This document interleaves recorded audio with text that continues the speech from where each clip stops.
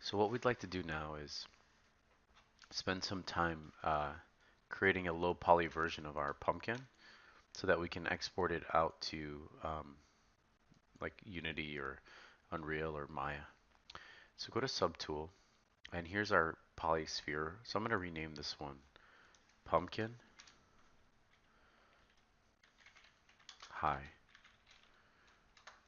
And then I'm going to go ahead and duplicate it, and I'm going to rename this one below it Pumpkin Low. And I'm going to select my low and then hide my high. So I'm really only looking at one. And I'm going to go down here to geometry, and I'm going to go to Z remesher.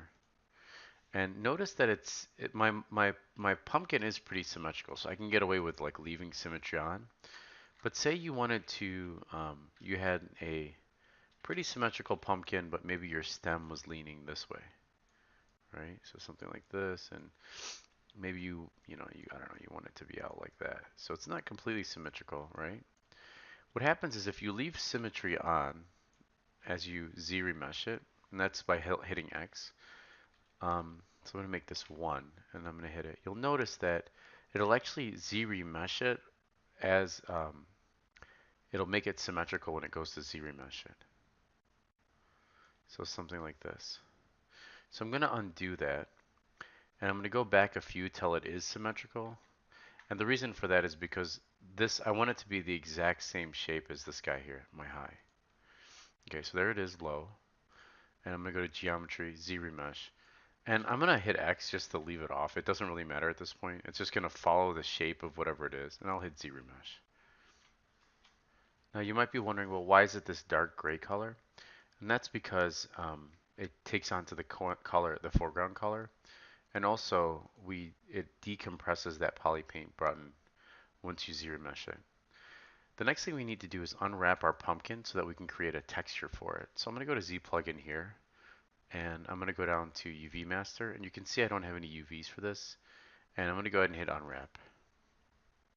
And so you might be wondering, well, how do I know that it's unwrapped at this point?